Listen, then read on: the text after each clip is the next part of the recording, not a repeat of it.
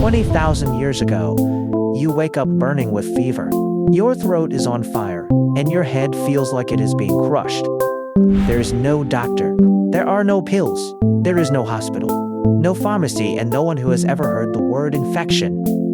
There is just you, your tribe, and a body that is either going to fix itself or it isn't. And yet, somehow, you have ancestors, which means that for millions of years, sick and injured humans found ways to survive things that should have killed them. So the question is simple, but the answer is stranger than you think. What did ancient humans actually do when they got sick?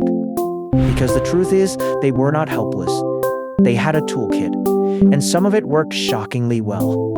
Let's start with the obvious problem. In the ancient world, getting sick was terrifyingly easy, and dying from it was even easier.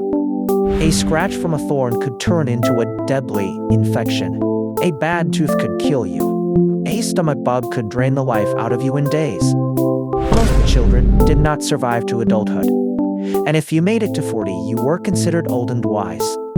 So natural selection did something clever.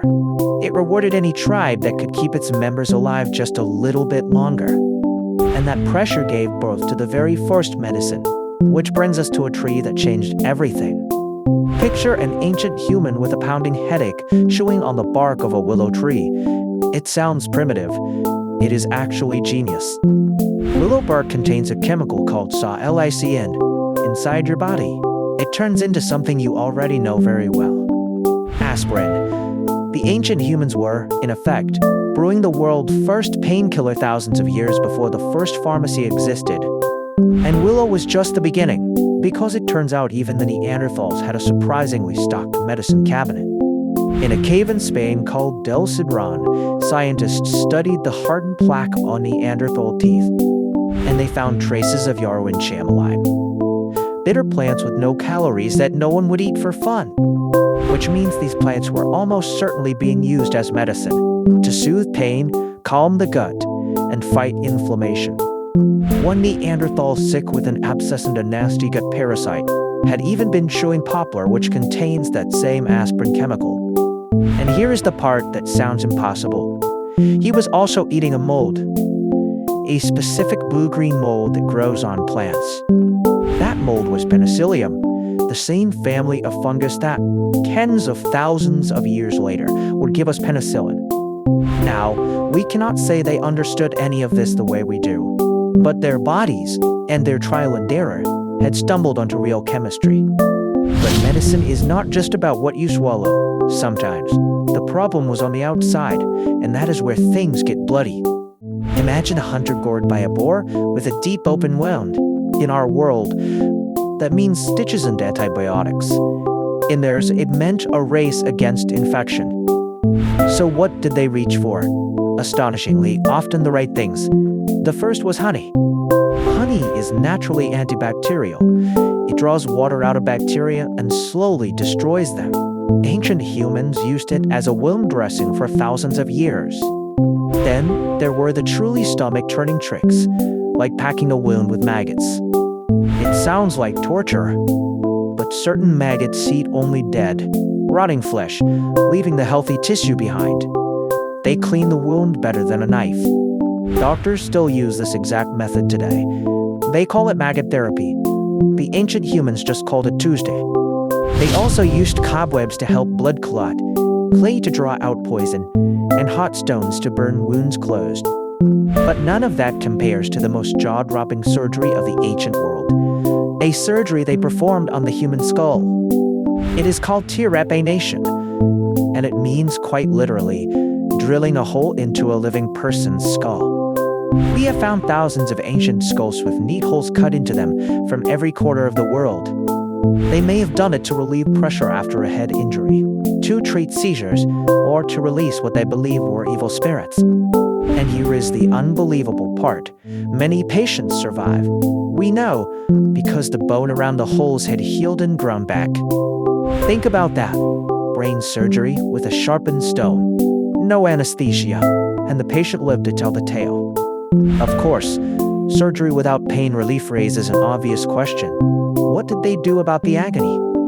They chewed narcotic plants, drank fermented brews, and relied on something we still underestimate today: belief.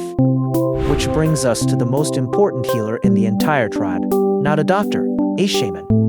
The shaman was doctor, priest, and pharmacist all in one. They knew which plants healed and which ones killed.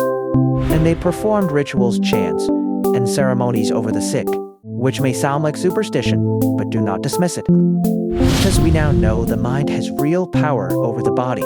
A patient who believes they will heal often actually heals faster. We call it the placebo effect. The shaman was, in a very real sense, prescribing hope, and sometimes hope was enough.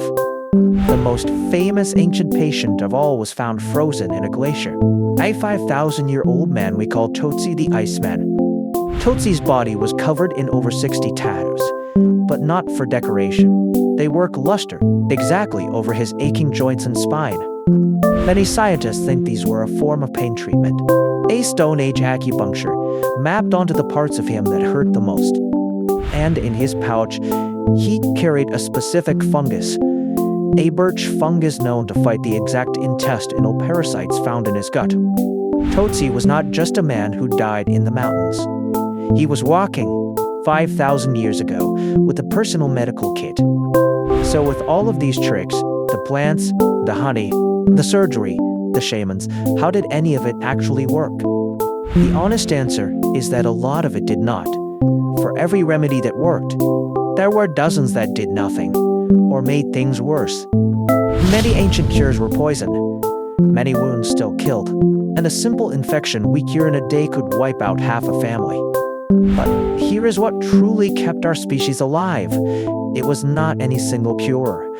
It was each other. A sick human who is fed, kept warm, given water, and protected while their body fights is a human far more likely to live. And that simple act, caring for the weak instead of abandoning them, is one of the oldest and most human things we ever did. We have even found ancient skeletons of people who survived for years with injuries that would have made them helpless. They could not have survived alone. Someone fed them. Someone protected them. For years. That is not medicine. That is love. So, what did ancient humans do when they got sick?